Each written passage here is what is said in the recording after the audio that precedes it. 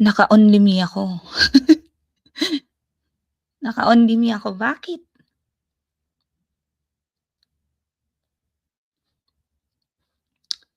Good afternoon.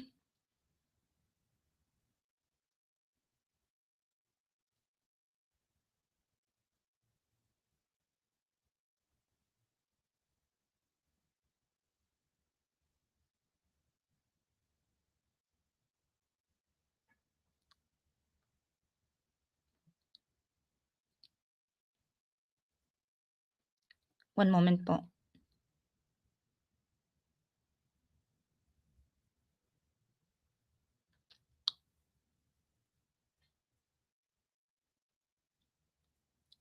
Sandali lang po, ha.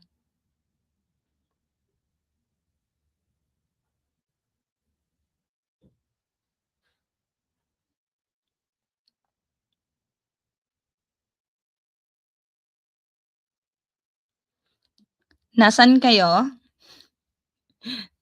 Sino mga nasa date ngayon? Taas ang paa. Taas ang kamay ng mga nasa date ngayon. Akala niyo, Ayan. Hi, good afternoon po sa lahat ng mga nandirito ngayon at hindi nakipag-date. Magsama-sama po tayong lahat.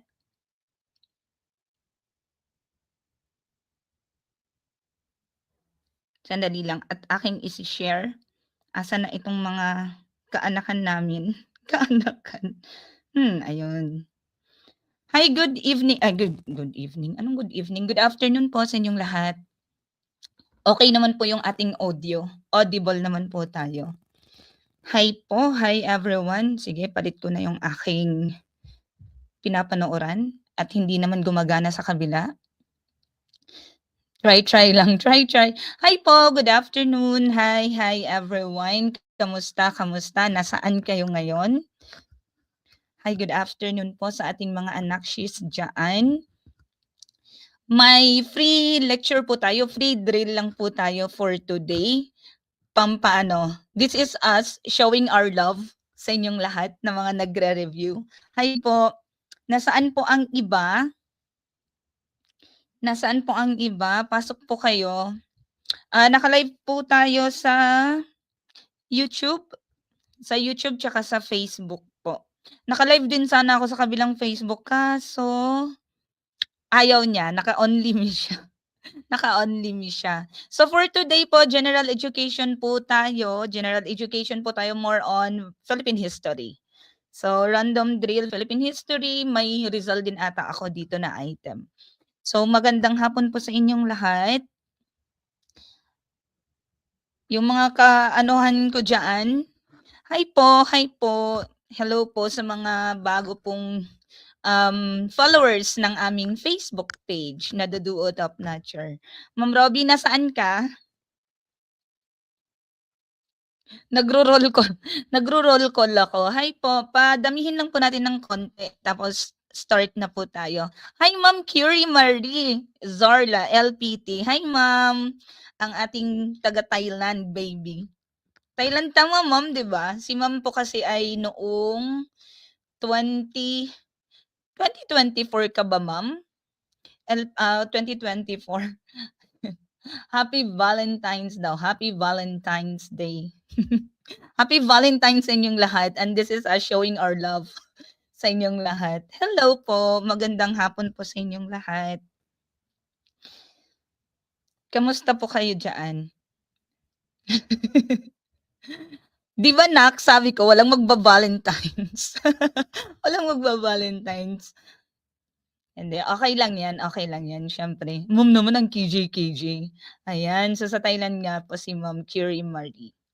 Ayan, nag-meet kayo ni Ma'am Robby, tama ba? Nag-meet kayo ni Ma'am Robby after nung ano? Ayan.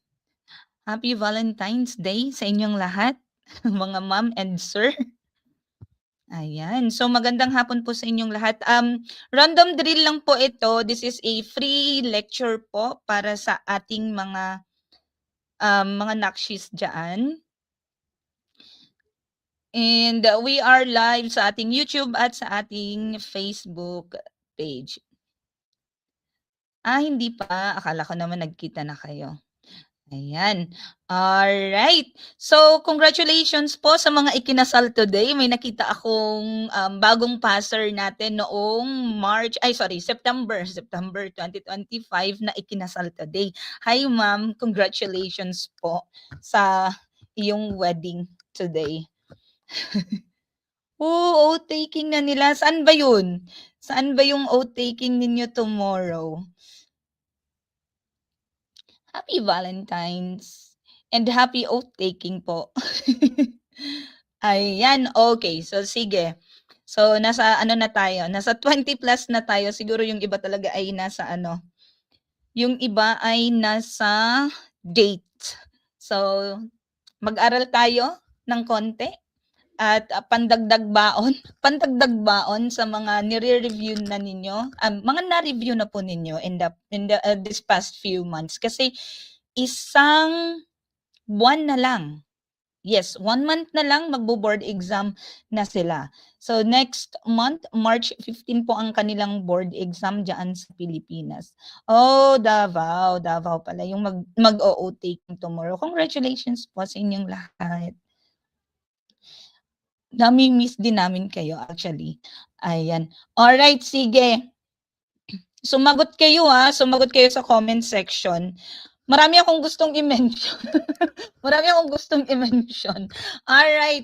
Okay, so for today po, magbibigay po tayo ng 20 items lang naman. 20 items for your general education po. So may mga series po tayo na nasa YouTube. Free lecture po ng general education. So for me, this is my episode 3 po ng Gen Ed po natin. So yung episode 1 ko was Jose Rizal. Episode 2 was readings in Philippine history. That was last week ata tinuro or last 2 weeks ago. And then this is ito naman ngayon ang ating episode 3. So this is your Inang Donna. Hi po sa mga bagong member ng ating group, ng ating page, ng ating YouTube, sa mga bagong subscribers po. Ako po ang inyong Inang Donna. Disclaimer lang po tayo, no copyright infringement intended. All information found belong to the rightful owner for educational purposes only. Ayan. Happy Hearts Day. Ayan. Happy Hearts Day. Alright. Sige. So this is a new curriculum ng Gen Ed. So random drills, but this is more on social studies like Philippine history and Jose Rizal. So kami po ni Ma'am Robbie ay nagtuturo sa mga nasa YouTube po. Kami po ni Ma'am Robbie ay nagtuturo ng social studies majorship po. So may program po tayo na available sa ating Facebook page. Sa ating Facebook, may exclusive group po tayo. All right. So bago po tayo mag-start, i-introduce po natin kasi marami po ang nagtatanong sa YouTube, "Ma'am, paano po mag-join sa exclusive group po ninyo?" So sa mga nasa YouTube po natin, ito po ang ating Facebook page. So pwede po kayong mag-inquire diyan. Ang nandiyan po na sasagot sa inyo ay either ako or si Ma'am Robbie. Dalawa lang po kaming may hawak ng page po ito. Page na ito. So minsan nagsasabay pa kami ni Ma'am Robbie ng ng sagot, ng reply sa mga queries diyan sa natin, sa page natin. And sa mga nasa YouTube naman, at sa mga nasa Facebook page natin na hindi alam ang ating YouTube channel, ito po ang ating YouTube channel. So i-like nyo na lang din, subscribe po kayo, libre po yung subscription. Wala po tayong membership, no? Wala tayong membership ngayon sa ating YouTube channel. So lahat ng mapapanood po ninyo doon ay free of charge. Ayan. Miss your review. Hi Ma'am Ina. Hi po. Miss namin kayong lahat, promise. Oh. Alright, so ito po ang ating YouTube channel. Please like and subscribe po sa ating YouTube. Free po yung subscription sa YouTube. Since wala po tayong membership na ino-offer ngayon sa YouTube, so lahat ng mapapanood nyo ay free mga short lectures po. So may mga majorship po dyan at may Gen Ed. So I think si Ma'am Robbie nagpe-prepare po siya ng Proof Ed na ipang free lecture din po niya. Alright. So start na po tayo. So same dati, same pa rin sa dati natin. Magsagot po kayo sa comment section. Mag-participate po tayo para masaya po ang ating araw. Masaya ang ating araw. So, lagi naming inuulit sa inyo, sa pagre-review, wala pong problemang magkamali kayo. So, wag po kayong mahiyang mag-participate kasi the more you participate po, the more na mare-retain sa utak ninyo yung tamang answer. So, sumagot po kayo at kung may maliman po kayo, at least may natutunan po kayo sa review po natin na ito. Alright, aklang po kayo dyan. So, let's start. Lagyan nyo na lang po ng number yung mga answers ninyo para hindi po tayo malito kung para saang item yung sagot po ninyo. Goods? Okay po ba? Alright. Sige. Question number 1. Which of the following were the greatest naval battles in history during Japanese occupation of the Philippines? A. Battle of Mactan. B. Battle of Surigao Strait. C. Battle of Leyte Gulf, or D. Battle of Corregidor. Again, which of the following were the greatest naval battles in history during Japanese occupation in the Philippines? A. Battle of Mactan, B. Battle of Surigao Strait, C. Battle of Leyte Gulf, or D. Battle of Corregidor. Ano po ang sagot natin dito? Ano daw? For final coaching po, dito kung yung final coaching daw ba ay libreng napapanood. Ang final coaching po natin ay cover po yun ng ating program. So yung program po ng majorship natin is from diagnostic test hanggang final coaching. So meron po tayong 18 regular sessions and 2 session ng final coaching. So tig-isa po kami ni Ma'am Robbie. 500 pesos po yung sinisingil namin. One-time payment lang po yon from diagnostic test hanggang final coaching na po yon. Alright. So ano po ang sagot natin? Hala, walang nagsasagot. Wala akong nakikitang nagsasagot. Ano pong sagot natin sa number 1? Ano po ang sagot natin sa number 1? Teka lang, at ako'y walang nakikitang sagot. Wala talagang nagsasagot. Bakit walang nagsasagot? Ano pong answer natin sa number 1? Which of the following were the greatest naval battles in history during Japanese occupation of the Philippines? A. Battle of Mactan, B. Battle of Surigao Strait, C. Battle of Leyte Gulf, or D. Battle of Corregidor. I-share ko nga ito. Nasa date ata talaga silang lahat. Ay, hi. May nakita na akong familiar na name. Ayun, nakita ko na sila. Saan ba sila? Nasa YouTube. Karamihan sa kanila nasa YouTube. Sorry na. Okay. Alright. So, CCC. Alright. So, this is the Battle of Leyte Gulf. So, yung Battle of Mactan po, ito po yung nangyaring giyera between Magellan and Lapu-Lapu doon sa Cebu. So yan po yung Battle of Mactan. Yung Battle of Surigao Strait naman po, this is portion lang po siya. Kasi 'di ba ang Leyte Gulf tsaka ang Surigao Strait magkalapit lang kasi magkapit-bahay po ang Surigao at ang Leyte. So ang greatest naval battle was the Battle of Leyte Gulf. Pero 'di ba magkapit-bahay sila, so dumaan din doon. So nangyari din doon yung battle.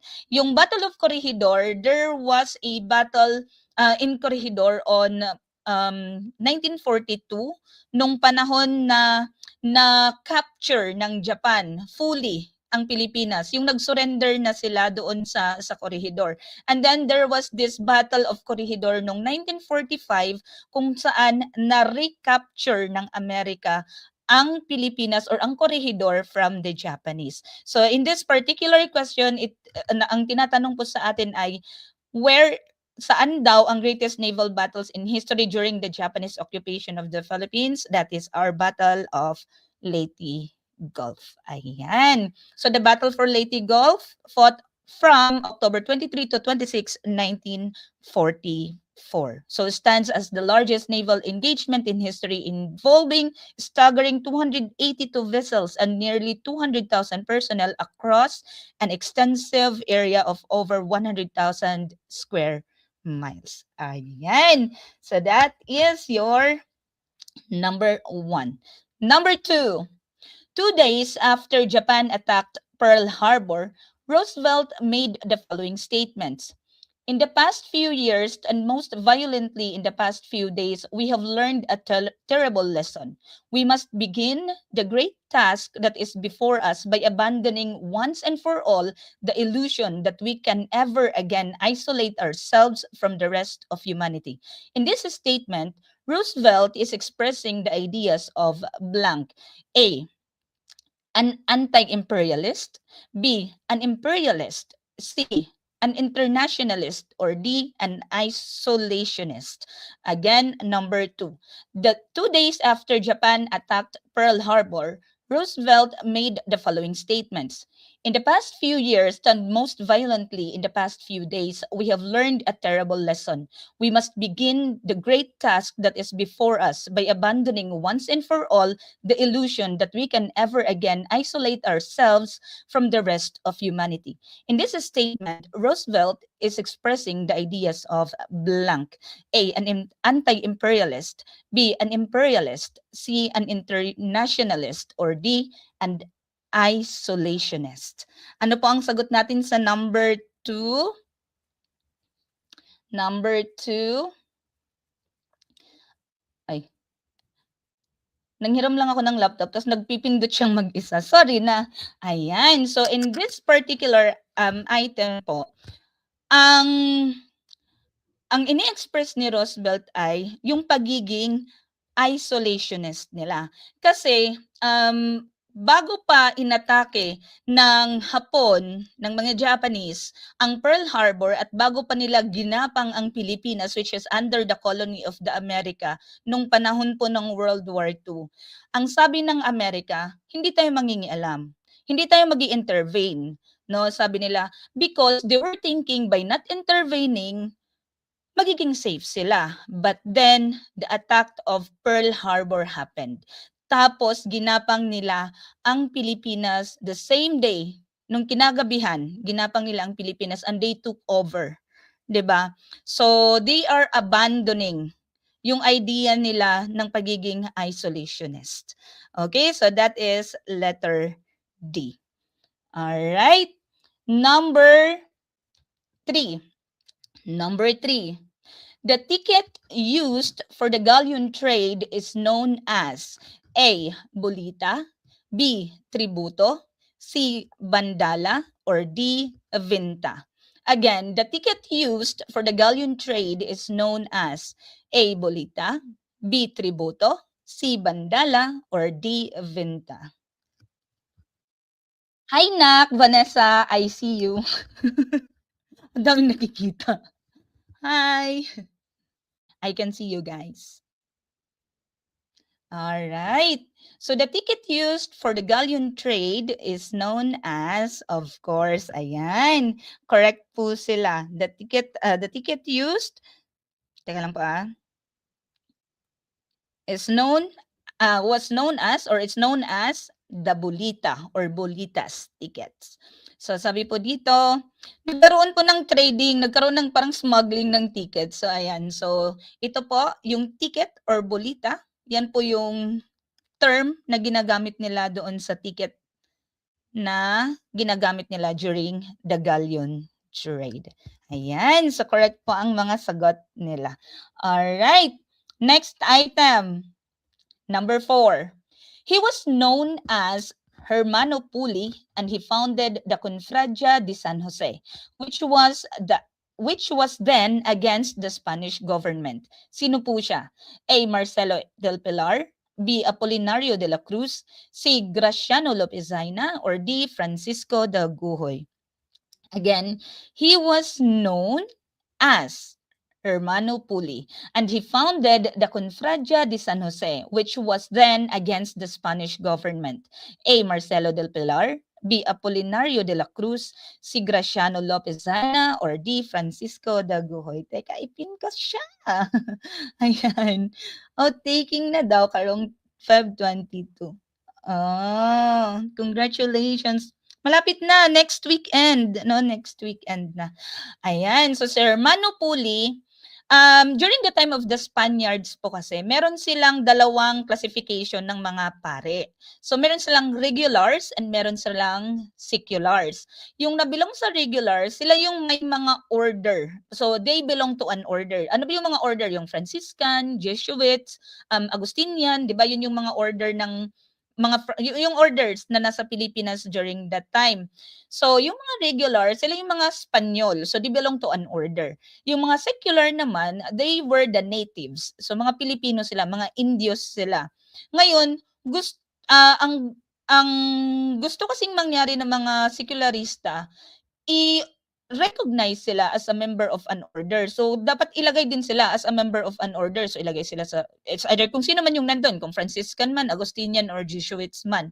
Ngayon, ayaw pumayag ng mga regular. Kasi sabi nila, based on the color of your skin, kasi may discrimination, mga brown kayo, tapos mga uneducated kayo. So, bakit kayo gusto nyong maging recognized?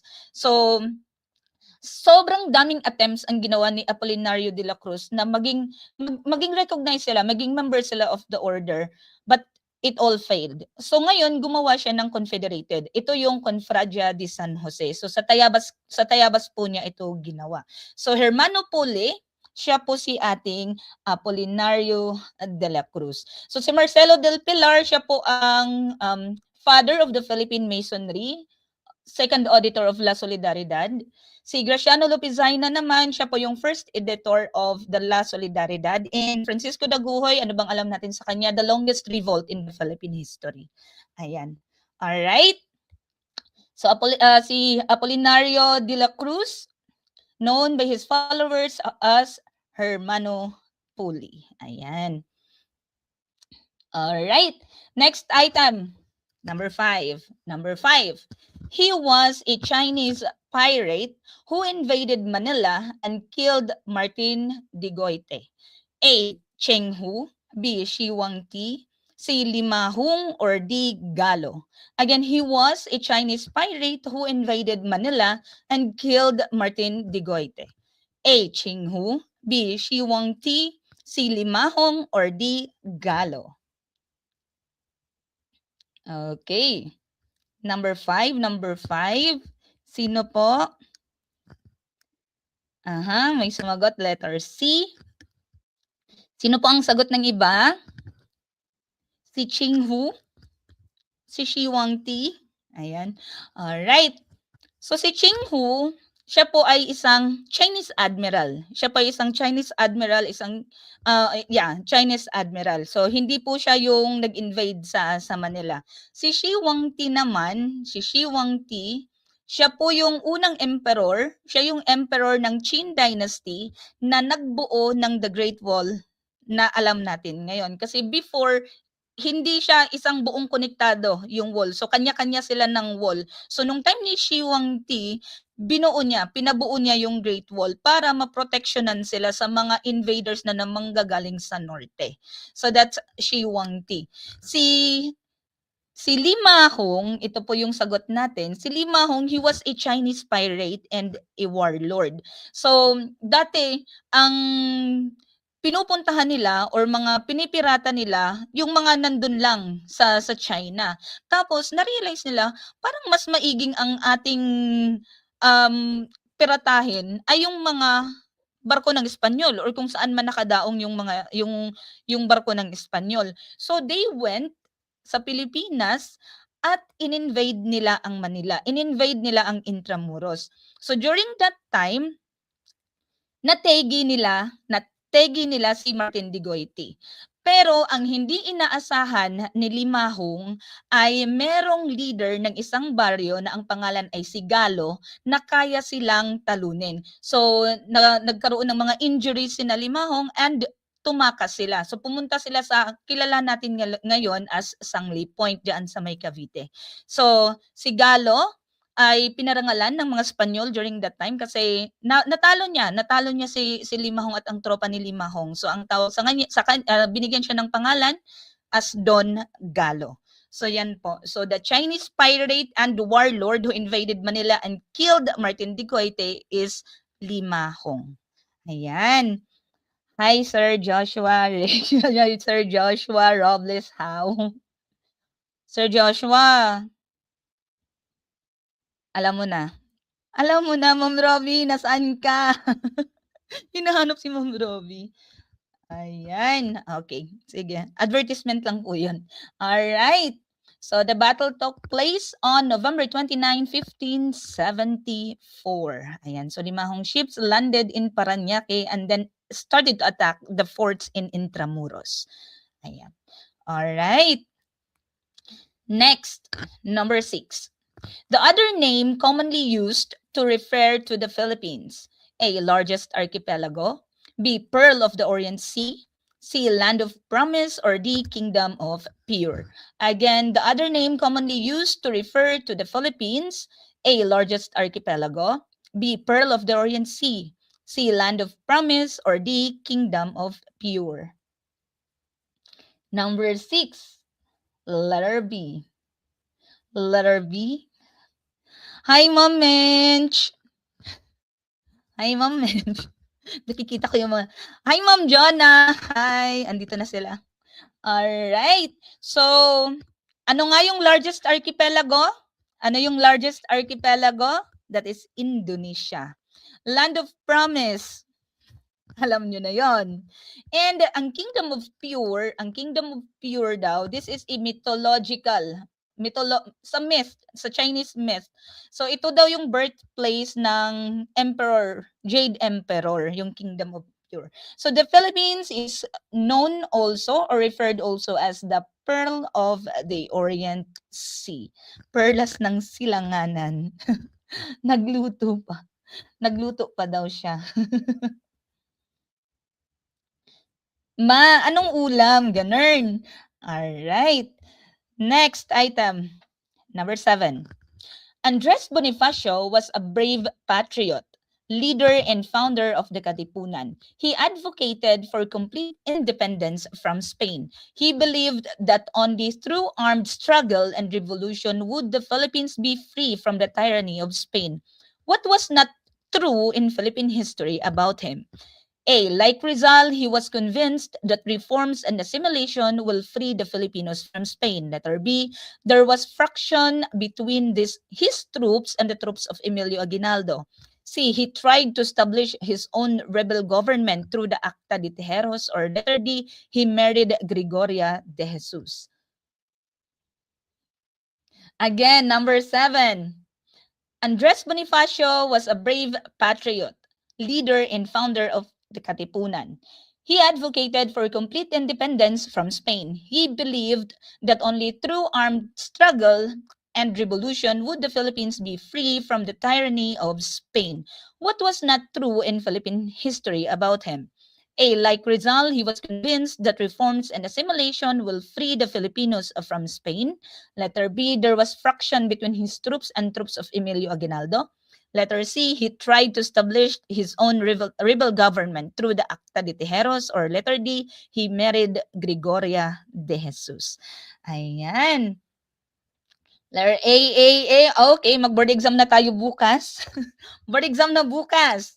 Alright. So, ang hindi po totoo, not true in the Philippine history about him is, like Rizal daw, he was convinced that reforms, kasi nga magkasalungat ng idea or ideology si Rizal at si Andres Bonifacio. Kasi si Rizal gusto niya ng assimilation, gusto niya ng reforma lang. 'Di ba? Mag-assimilate tayo, maging probinsya tayo ng Spain instead of ano lang nila, no, colony lang. So ang gusto ni Rizal, maging probinsya na lang tayo ng Spain so that we can have the same or equal rights, 'di ba, as with the Spaniards. Pero si Andres Bonifacio, sabi niya hindi kakayanin, hindi yan mangyayari. Kailangan nating makipaglaban para makamit natin ang kalayaan. So yan po ang pinagkaiba nilang dalawa. Ayan, alright. Number 8. In what way could the executive department exercise check and balance over the legislative department. A. Impeachment of the Chief Justice of the Supreme Court. B. Declaring an act of the President unconstitutional. Letter C. Imposing salary grades to the members of the cabinet. Or letter D. The President could veto a bill. Again, in what way could the executive department exercise check and balance over the legislative department? A. Impeachment of the Chief Justice of the Supreme Court. B. Declaring an act of the President unconstitutional. C. Imposing salary grades to the members of the cabinet. Or D. The President could veto a bill. Alright. Hi po. Alright, so letter D. Nak, Jonah, nasaan yung mga kapatid nyo? Bakit wala? Nagdit-dit ba sila? Nagdit-dit? Sana all daw. Alright, so the check and balance ng executive department or ng presidente over the legislative department is to veto. So kung ayaw ng presidente, sa tingin niya hindi maganda or may kailangang baguhin doon sa bill or doon sa bill na ipinasa ng legislative department kasi 'di ba sila yung tagagawa ng batas. Pag merong kailangang baguhin, pwede niyang i-veto yung bill. Ibalik niyo 'to, kailangang baguhin, may kailangan kayong baguhin diyan sa bill na ginawa ninyo. So that's the check and balance over the legislative department ng ating executive department.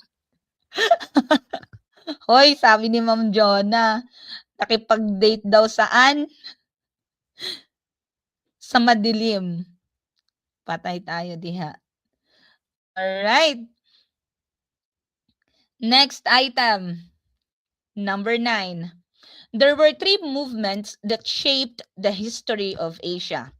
Islamicization, the spread of Islam, Indianization, the spread of Hinduism and Buddhism, and Christianization, the spread of Christianity. Which of the following is the only country that was Christianized? A. Philippines, B. Korea, C. Singapore, or D. Taiwan? Again, there were 3 movements that shaped the history of Asia. Islamicization, or the spread of Islam, Indianization, the spread of Hinduism and Buddhism, and Christianization, the spread of Christianity. Which of the following is the only country that was Christianized?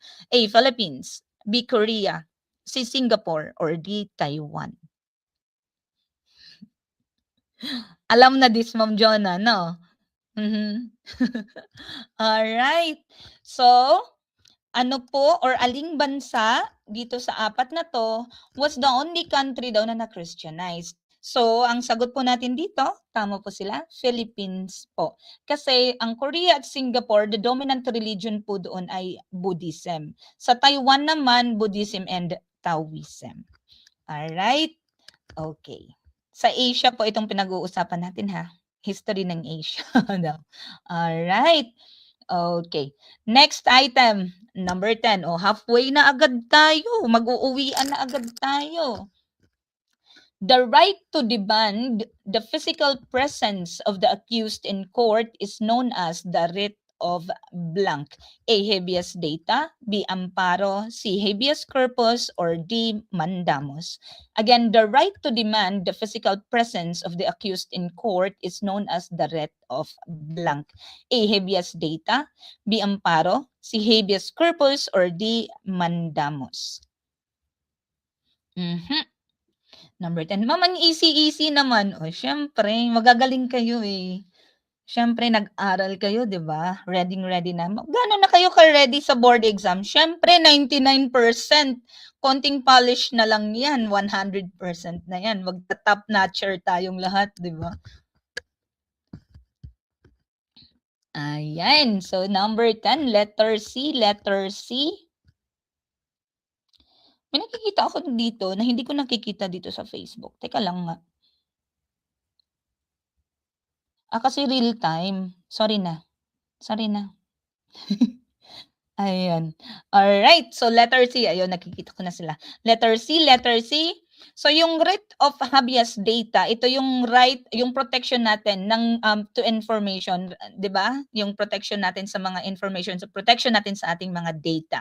Yung writ of amparo, this is our protection sa ating life, liberty and security, life, liberty, and security. So pag may mga threat tayong natatanggap from government officials or kahit from private individuals, pwede nating i-exercise yung writ of amparo.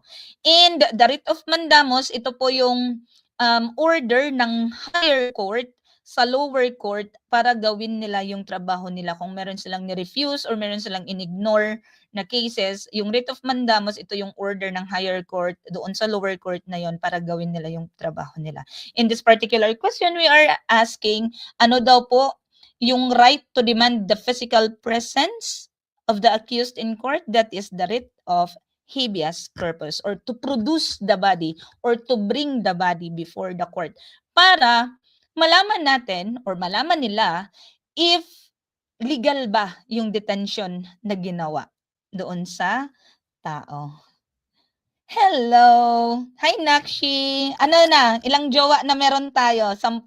Char. Uy, isa-isa lang sinasabi ko sa inyo. Ayan. Okay. Number 11. Number 11. Which of the following is the oldest religion in Asia? A. Islam, B. Christianity, C. Buddhism, or D. Hinduism? Again, which of the following is the oldest religion in Asia? A. Islam, B. Christianity, C. Buddhism, or D. Hinduism?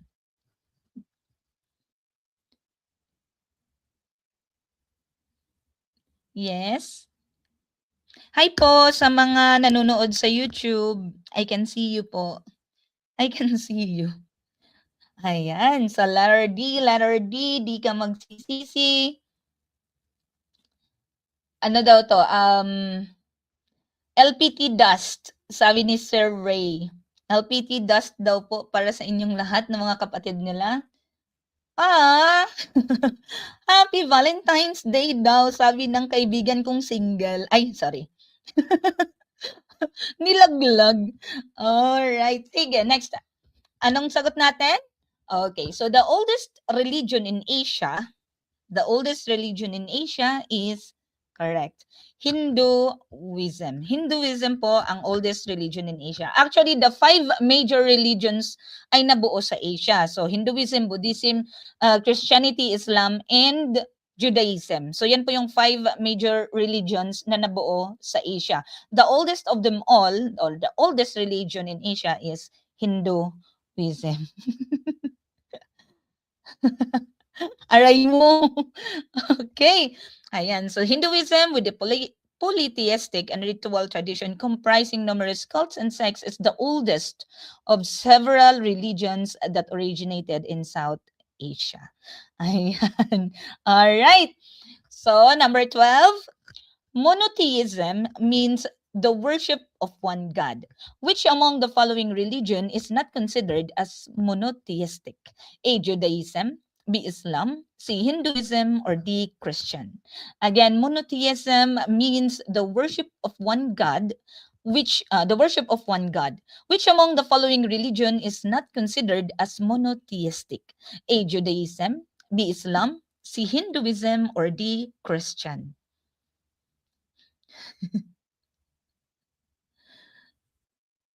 Hala, na-miss ko kayong lahat. Na-miss ko kayong lahat. Hala, ayaw na niyang bumalik.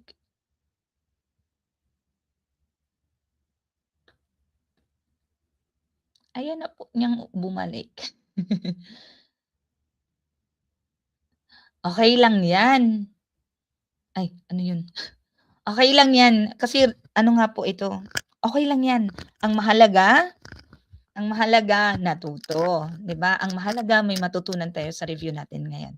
Okay? So, monotheism or worship of one God. So, meron lang isang Panginoon or isang Diyos na sinasamba. So, alin po dito sa mga pinagpipilian po natin ang hindi monotheistic? So, sa Judaism, meron silang one supreme being. isa lang po yung sinasamba. Sa Islam meron din pong isang sinasamba, and ang Kristyanismo din po meron tayong isang sinasamba. However, Hinduism, although they have one supreme God being yung Brahman, meron po silang multiple gods and goddesses, 'di ba? Shiva, 'di ba? Meron silang iba't iba. Krishna, 'di ba? So marami po silang sinasamba pa aside po doon sa supreme being nila. Alright. Ano yun? Bakit ganyan siya? Nag-aano siya, sorry, nagpipindot mag-isa yung hindi naman Trinity yung Christianity. Yung 'di ba isa lang yung sinasamba talaga, the supreme, 'di ba? Yung Panginoon, 'di ba? We have only one God. Pero sa ibang religion ng Christian, so like 'di ba may mga Trinity, may Holy, sorry, hindi ako familiar yung Father, the Holy Spirit, the Son, the Father, 'di ba parang may gano'n? Sorry, hindi ako familiar, pero 'di ba ang pinaka-ultimate, 'di ba ang isa, parang ano siya, parang persona yung kinikilala niyo as Trinity. Hindi ako maalam sa ibang religion, I'm so sorry talaga. Sa Christian, ano po kasi ako, INC po kasi ako. So hindi naman po 'yon. May tatlong persona, 'di ba? Parang personification, something gano'n if I'm not mistaken, yung ano. Alright. Si Hinduism kasi, hindi siya iisa, iba-iba talaga siya. So kung nakapasok na kayo, na-try niyo ng pumasok sa Hindu temple, makikita niyo sobrang daming gods nila. Kaso dito kasi, siyempre sacred ang church nila, hindi ina-allow na mag-take ng picture. Nung nakaraan gusto ko sana, kaso hindi daw allowed mag-picture sa loob ng temple nila. Para sana makita niyo lang na ayun nga, may marami silang gods and goddesses na sinasamba. Ayan. Alright. Okay. So number 13. Upon which is based the claim that there is no single universal standard to be used to judge any culture based. A. Culture relativism. B. Ethical relativism. C. Culture diversity. Or D. Culture shock. Again, upon which is based the claim that there is no single universal standard to be used to judge any culture based. A. Culture relativism. B. Ethical relativism. C. Culture diversity. Or D. Culture shock. Saang idea daw naka-base yung idea or yung claim na walang single universal standard na gagamitin sa pag-judge ng kultura? Yun po ang sabi ng tanong. So, yung ating culture shock, pagka merong disorientation, so pagka ikaw ay napunta sa isang lugar, sa ibang lugar at may disorientation or discomfort kang naramdaman, that is culture shock. Ay, bakit nagki-kiss sa ano? Bakit yung mga lalaki nila nagki-kiss or nagno-nose to nose, 'di ba? Ay, bakit gano'n? 'Di ba? So, culture shock 'yon. So, culture diversity, yung pagkakaiba-iba ng kultura natin. So, sa Pilipinas, kahit sa loob ng bansa natin, meron tayong sobrang daming iba't ibang kultura, 'di ba? So, here the answer is culture relativism. Culture relativism, ibig sabihin, walang single standard na magsasabi sa'yo kung tama o mali yung isang bagay na pina-practice ng kultura. Like for example, kung sa Amerika allowed sa kanila or legal sa kanila ang abortion, or sa ibang bansa legal sa kanila ang abortion at sa Pilipinas ay hindi, hindi mo puwedeng sabihin na, "Ay, pangit yung kultura nila kasi ina-allow, ay hindi maganda yung kultura nila kasi ina-allow nila ang abortion." Hindi mo puwedeng sabihin yun, yung sa amin maganda kasi hindi ano kami, makatao kami or pro-life kami." Hindi po ninyo puwedeng sabihin yun kasi kanya-kanyang kultura, to each is its own, 'di ba? Kanya-kanyang kultura tayo, walang tama at mali. Dahil lang sa tinitingnan, bino-view mo siya sa sariling standard mo ng kultura. So yan po yung cultural relativism. No single universal standard is to be used to judge any other culture. Alright? So yan po yun. Yes, same-sex marriage. Yes, totoo. Oo, kasi 'di ba sa atin parang ano pa hindi parang, ano pa rin sa atin ang same-sex marriage talaga. Although ina-acknowledge yung LGBTQIA 'di ba? Ina-acknowledge siya. Pero even them sila na member ng LGBTQIA, hindi din nila pinu-push yung same-sex marriage. So marami silang ano na, "Okey lang na kahit hindi niyo payagan basta i-respect niyo lang yung aming, pagiging kami or yung choice of identity namin." Ayan. Alright. Number 14. Number 14. As per the agreement in the Pact of Biak na Bato, Emilio Aguinaldo was to go into exile in A. Dapitan, B. Guam, C. Thailand, or D. Hong Kong. Again, as per the agreement in the Pact of Biak na Bato, Emilio Aguinaldo was to go into exile in which country? A. Dapitan, B. Guam, C. Thailand, or D. Hong Kong. Ayan, D. Nak, ayin, 'di ba sabi ko, walang magde-date. Tinutuo talaga, walang magde-date. Ayan, alright, sige. So number 14, saan nag-exile si Emilio Aguinaldo? Doon sa sa Pact of Biak na Bato. 'Di ba may ano doon na may kasunduan na babayaran babayaran dahil nahuli na si Emilio Aguinaldo 'no, bibigyan sila ng pera tapos mag-e-exile si Emilio Aguinaldo. Pero nalaman ni Emilio Aguinaldo na magkakaroon ng mock battle na ibibigay matatalo kuno ang Spanya tapos kukunin ng Amerika. So magiging colony na naman ng Amerika ang Pilipinas. So dahil nalaman ni Emilio Aguinaldo na may mangyayaring gano'n, bumalik siya ng Pilipinas at dineklara niya yung Philippine independence. Kasi sabi niya walang kabuluhan 'to, walang katuturan 'tong ginagawa nating exile na 'to. May plano silang iba, may binabalak silang iba. So nag-exile si Emilio Aguinaldo sa Hong Kong. So after receiving the amount of 400,000 pesos, pumunta si Aguinaldo and other revolutionary leaders sa Hong Kong. So may mga promises pa ang ano niyan, may mga promises pa ang Espanyol 'no, sa kanila. Pero wala kasi nalaman ni Emilio Aguinaldo during nung time na naka-exile siya na niloloko lang tayo ng mga 'to. Ililipat lang din tayo sa ibang colony, ayan. So umuwi siya ng Pilipinas. Tara, magrevolusyon tayo ulit, gano'n. Alright. So next, number 15. Number 15. The process by which a person learns the requirements of the culture by which he or she is surrounded and acquires values and behaviors that are appropriate or necessary in that culture. A. Accommodation. B. Acculturation. C. Inculturation. Or D. Assimilation. Again, the process by which a person learns the requirements of the culture by which he or she is surrounded and acquires values and behaviors that are appropriate or necessary in that culture. A. Accommodation. B. Acculturation. C. Inculturation. Or D. Assimilation. Hi po. Dumadami sila sa YouTube. 8 millions. 8 millions. Ayan. So, number 15. Number 15. C. Of course. Number 15 is inculturation. Kasi you are learning or the person is learning yung required na kultura niya ng mga nakapalibot sa kanya. So, 'di ba tayo habang lumalaki tayo, yung kultura ng pamilya natin, ng surrounding natin, yun yung ina-acquire natin. So, appropriate at necessary yan para maging membro tayo or maging part tayo ng community na yon.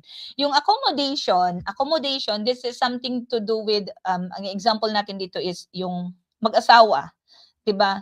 Yung mag-asawa meron silang kanya-kanyang magkaibang kultura kasi magkaiba yung pamilya or oo, yung pamilya na kinalakihan nila, magkaiba yung values na tinuro sa bawat isa sa kanila. Ngayon 'pag nag-asawa sila or nagpakasal sila, they have to live harmoniously para maging maayos yung pamumuhay nila. So, they try or they tend to accommodate each other's culture para magkaroon sila ng harmonious relationship. So, yan po yung accommodation.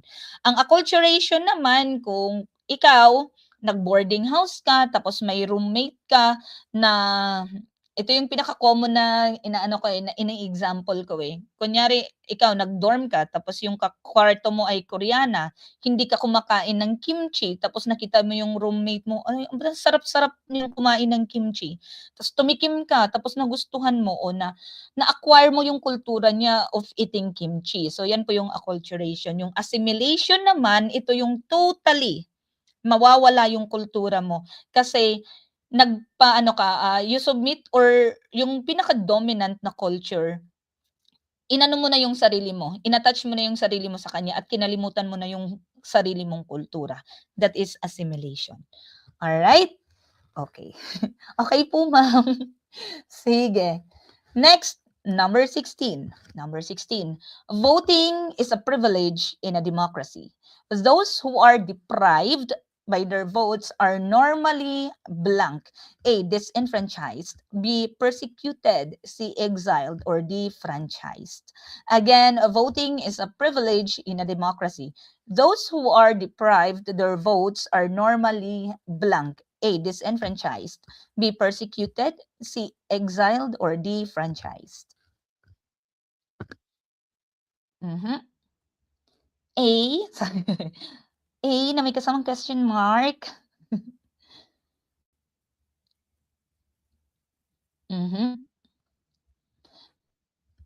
Alright. So number 16, yung mga na-deprive sa kanilang voting rights. Like for example, yung mga person deprived of liberty, yung mga PDL natin, yung mga nakakulong, 'di ba? Hindi man sila pwedeng bumoto, 'di ba? So they were deprived of their votes because may ginawa silang like for example, criminal ano nila, no, may mga ginawa silang kasalanan. So na-deprive sila diyan sa voting rights nila na 'yan. Ang term po na gamit diyan ay disenfranchised. Disenfranchised. Pagka na-deprive ka sa voting right mo, you've been disenfranchised. So ano ba yung disenfranchised? Sabi dito sa Cambridge Dictionary, not having the right to vote or a similar right or having had that right taken away. So dati kang merong right to vote but then may ginawa ka, nakulong ka, so your right was taken away from you. All right, your voting right was taken away from you. Ayan. All right. Next item. Number 17. Number 17. The Philippines lies in the blank, an area where volcanoes are active. A. Volcanic rim. B. Wheel of fire. C. Typhoon belt. Or D. Ring of fire. Again, the Philippines lies in the blank, an area where volcanoes are active. A. Volcanic rim. B. Wheel of fire. C. Typhoon belt. Or D. Ring of fire.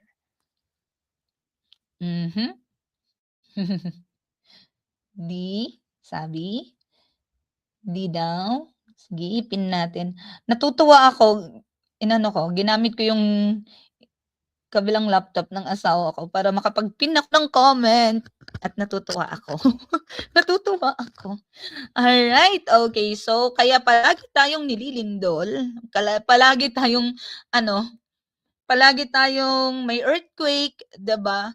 Because ang Pilipinas ay located sa Ring of Fire, the Pacific Ring of Fire. So typhoon belt naman, yes, daanan tayo ng bagyo, nasa typhoon belt din tayo. But dahil ang nasa question ay volcanoes daw, active volcanoes, so like earthquakes, lagi tayong may earthquakes because nasa Pacific Ring of Fire tayo. Alright. Number 18. Nasaan na kaya sila? Saan kaya sila nag-date ngayon? Sama nyo kami. Number 18. The Katipunan was a secret society founded by Andres Bonifacio and other patriotic Filipinos on July 7, 1892. Aimed at attaining independence through the use of force. In what district of Manila was the Katipunan founded? A. Tondo. B. Binondo. C. Intramuros. Or D. Sampaloc. Again, the Katipunan was a secret society founded by Andres Bonifacio and other patriotic Filipinos on July 7, 1892, aimed at attaining independence through the use of force. In what district of Manila was the Katipunan founded? A. Tondo, B. Binondo, C. Intramuros, or D. Sampaloc? Mhm. Okay. Mhm, mhm.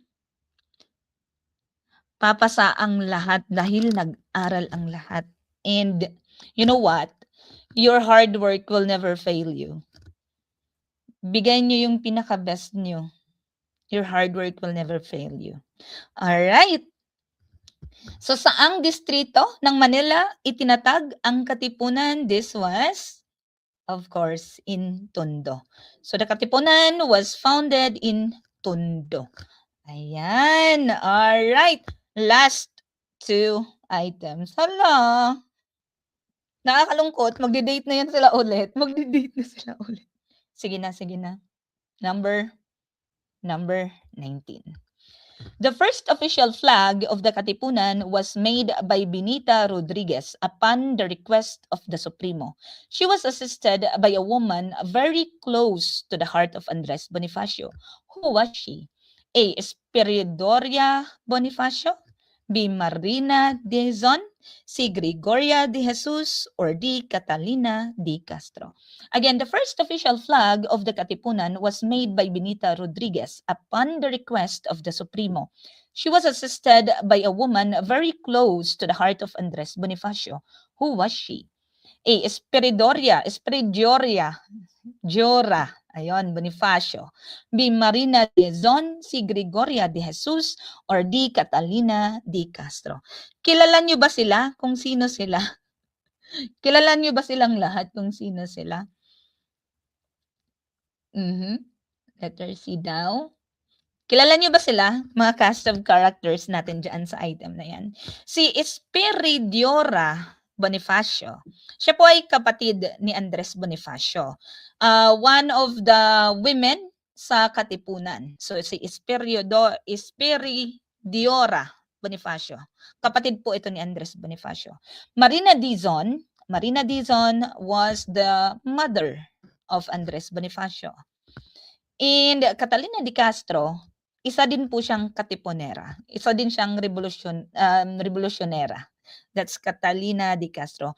So yung first official flag ng Katipunan ay ginawa ni Benita Rodriguez kasama ang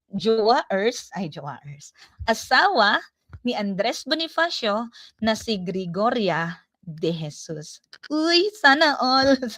Sana all.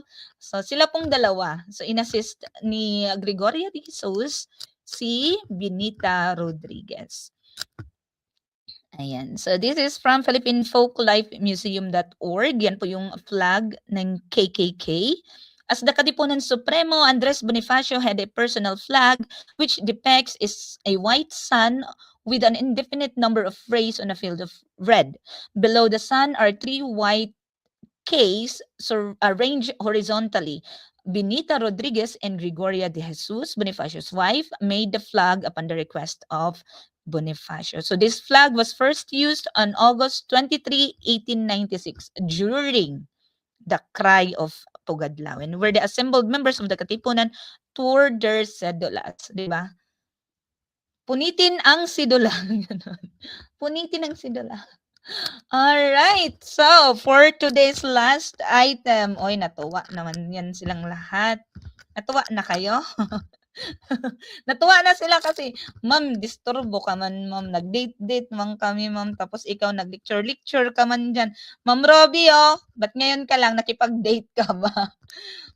Alright. So, bago po tayo mag-last item, sa mga gusto pong sumali sa ating group, open pa po ang enrollment natin. So, ngayong weekend, next week ata, mag-a-announce si Ma'am Robbie today or tomorrow na ang kanyang research part 1 will be discussed or will be live within this week. And then next weekend po ang research part 2. And then after that, February 23 po ang ating pre-board. And February 28 will be our first final coaching.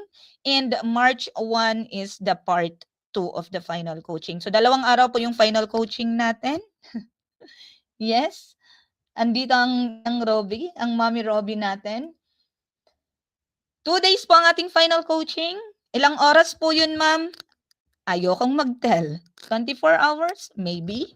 So, sana po ay i-message niyo po kami bago ang final coaching kasi pag final coaching po, baka hindi na po namin kayo ma-entertain on that same day ha.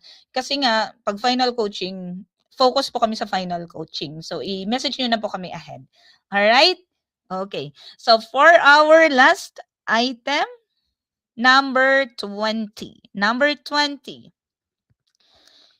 If Gregorio del Pilar was the hero of the Battle of Tiradpas, then who was the leader of the Battle of La Loma? A. Emilio Jacinto, B. Antonio Lona, C. Macario Sakay, or D. Jose Torres Bugalyon. Again, if Gregorio del Pilar was the hero of the Battle of Tiradpas, then who was the leader of the Battle of La Loma? A. Emilio Jacinto, B. Antonio Luna, C. Macario Sakay, or D. Jose Torres Bugalyon. Alright. Oho. B. D. Letter A. Ayaw nyo? Letter C. Ayaw nyo.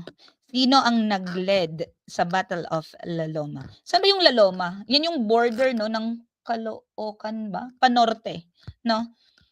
So, ayan. Ano pa ang sagot ng iba? Meron tayong letter B, meron tayong letter D, meron tayong letter B. Anong sagot ng iba? Hindi man ako titigil hanggat walang magsagot ng letter A ba? Ayan. Sige na nga. Sige na nga. Kasi kakain na daw sila. 6:00 na daw kasi sa Pilipinas. Alright. So, if Gregorio del Pilar was the hero of the Battle of Tiradpas, then who was the leader of the Battle of La Loma? The answer is Antonio Luna. It could have been different kung ang question ay hero of the Battle of La Loma. Kung ang question ay who was the hero of the Battle of La Loma, your answer should be Jose Torres Bugalyon. So kung ang question again ay who was the hero of the Battle of La Loma, your answer should be Jose Torres Bugalyon. Kaya yung isang lugar dyan sa Pangasinan, pinangalanan, that's the place where Jose Torres Bugalyon A. Gonzales was born. And noong 1921, if I'm not mistaken, nilipat or pinalitan yung pangalan ng lugar into Bugalyon. Okay? Bakit? Bakit pinalitan into Bugalyon? Kasi he was a valiant hero. He was a valiant hero. Sabi nga ni Antonio Luna,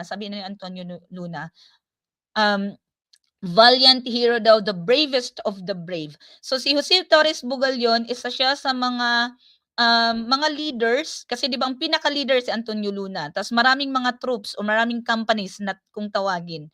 So si Jose Torres, isa siya sa mga pumigil no para makapag-advance ang mga Amerikano papunta doon sa norte. But then again, natalo sila, nagkaroon ng maraming injury, natalo sila at nakapag-advance ang mga Amerikanong sundalo. Ayan. So again, the hero of the Battle of Tiradpas, Gregorio del Pilar, the leader of the Battle of La Loma was Antonio Luna, but the hero of the Battle of La Loma was Jose Torres Bugalyon E. Gonzales. So that's it for today. That's it. Let's eat. Ganun.